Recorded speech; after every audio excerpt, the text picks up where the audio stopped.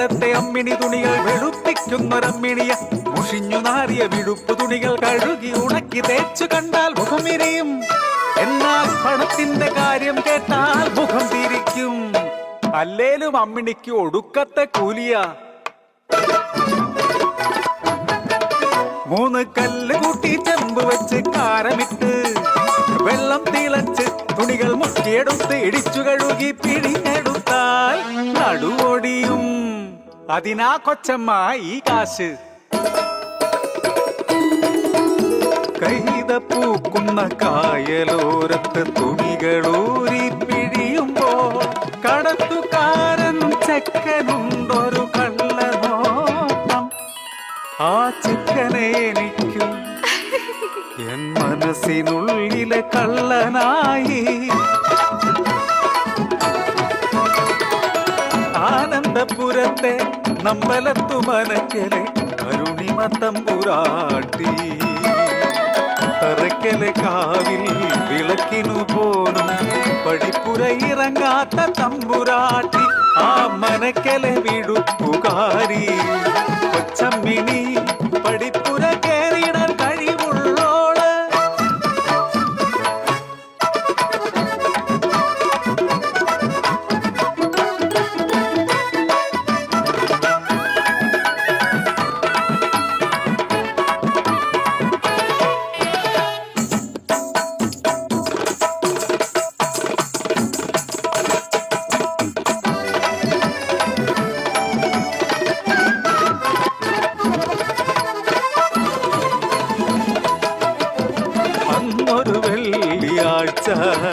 തറക്കൽ കാവില് തലപ്പൊലി നാള് ധൃതിയിൽ മനക്കലെ കോടി ഞാനും.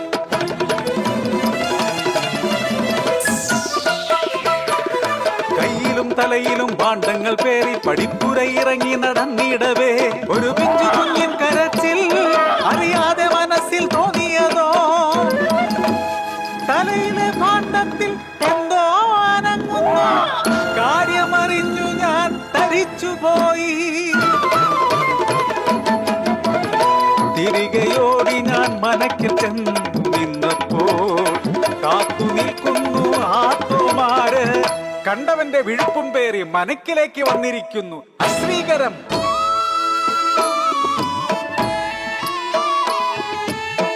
ആകെ പകച്ചുപോയി ഇനി എന്തു ചെയ്യുമെന്നറിയാതെ.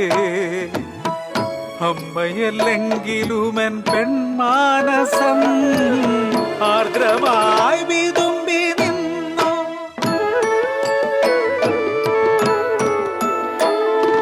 പിഞ്ചു കുഞ്ഞിനെ കൈകളിലേന്തി തല താഴ്ത്തി പടിപ്പുരയിറങ്ങി. നാട്ടാർക്കു മുന്നിൽ പരിഹാസമാ. വീട്ടാർക്കു ഞാൻ തീര അപമാനമായി. സ്നേഹിച്ച പുരുഷനും കൈവിട്ടുവെന്നെ. കുഞ്ചു കുഞ്ഞിനെ ഞാനെന്തു ചെയ്യാൻ.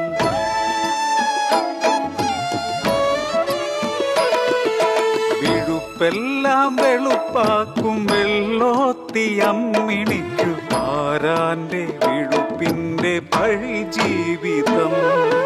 മേലാളർ കീഴാളർ ഇരട്ട ത്രാസിലെ നീതികൾ.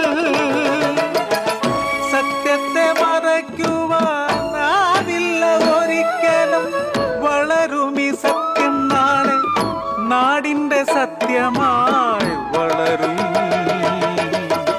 നാടിന്റെ സത്യമായി വളരും. വിഴുപ്പെല്ലാം വെളുപ്പാക്കും വെള്ളോത്തിയമ്മിണിക്കു ആരാന്റെ വിഴുപ്പിന്റെ പഴി ജീവിതം. ആരാന്റെ വിഴുപ്പിന്റെ പഴി ജീവിതം.